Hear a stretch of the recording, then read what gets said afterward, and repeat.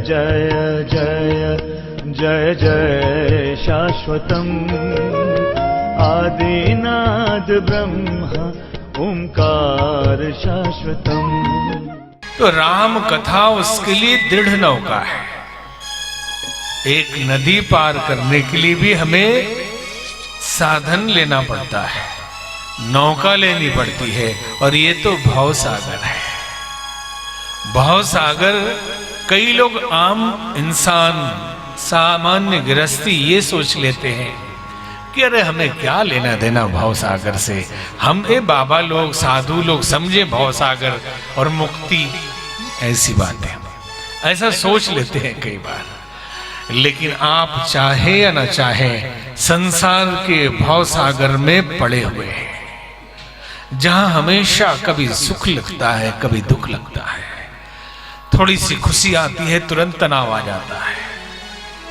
जो सुख शाश्वत न हो, जो आनंद निरंतर न हो और तुरंत दुख आ जाए, फिर ये भव सागर ही तो है कि पता नहीं कब अब दुख आएगा।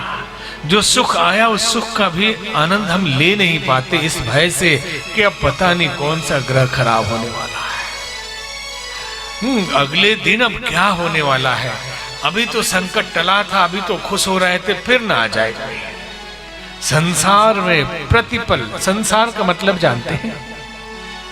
संसार शब्द का अर्थ है संसरेति इति संसारः, जो फिसल रहा है, सरक रहा है, क्षण क्षण बदल रहा है, उसी को संसार कहा जाता है। जहां कभी खुशी है कभी गम है, कभी सुख है कभी दुख है, कभी वैभव है कभी गरीबी है, और कभी उत्सव है तो कभी मौत है।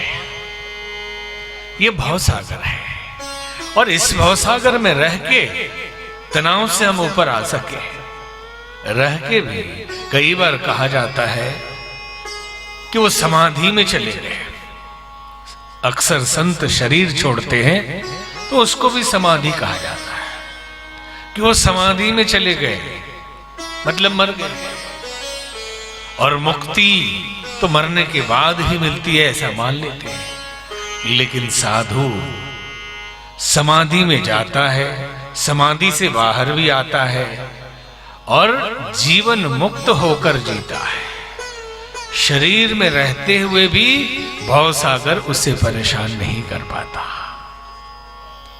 तभी तो भगवान कृष्ण से अर्जुन ने पूछा कि स्थित प्रज्ञ के लक्षण क्या है?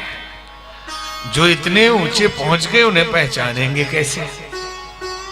गेरुआ वस्त्र से पहचानेंगे, उनकी जटा जूट से पहचानेंगे, या उनके पीछे चलने वाले शिष्यों की भीड़ से पहचानेंगे, या बहुत प्रसिद्धि है उससे पहचानेंगे, अथवा भ्रम तो ये है कि वो सिद्ध हैं तो क्या वो चैतन्य प्रभु महाप्रभु की तरह नृत्य करते होंगे?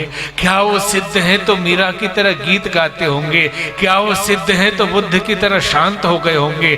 क्या वो सिद्ध हैं तो महावीर की तरह वस्त्र उतर गए होंगे? कैसे होंगे जो देख के हम समझ लें कि ये स्थित प्रज्ञ हो गए?